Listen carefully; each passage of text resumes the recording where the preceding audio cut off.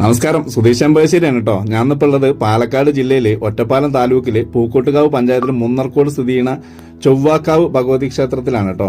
മനോഹരമായിട്ട് പ്രകൃതി ഭംഗിയൊക്കെ ഒത്തിണങ്ങിയ ഒരു ക്ഷേത്രം. ഒരു മലയുടെ മുകളിലാണ് കേട്ടോ ഈ ക്ഷേത്രം. ചുറ്റും പാറക്കെട്ടുകളൊക്കെ നിറഞ്ഞ് അതിന്റെ നടുവിലൊരു ക്ഷേത്രമാണിത്.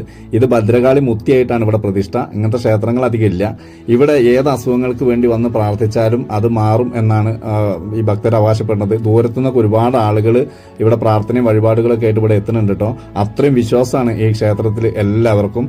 അപ്പോൾ എന്തായാലും ഈ ക്ഷേത്രമൊക്കെ നമുക്ക് മറ്റുള്ള ആളുകളിലേക്ക്, മറ്റുള്ള ജനങ്ങളിലേക്കൊക്കെ എത്തിക്കണം. എല്ലാവരും ഒന്ന് ഷെയർ ചെയ്ത് കൊടുക്കട്ടോ ഈ ക്ഷേത്രം. ഇത് അണ്ണാൻ വഴിക്ക് മരം എന്നാണ് ഈ മരത്തിന് പറയുക. ഇതിൽ അണ്ണാൻ പോലും കയറാൻ പറ്റില്ല, അത്രയും വഴുക്കലുള്ള ഒരു മരമാണിത്. ഈ മരം അധികം എവിടെയും കണ്ടിട്ടില്ല.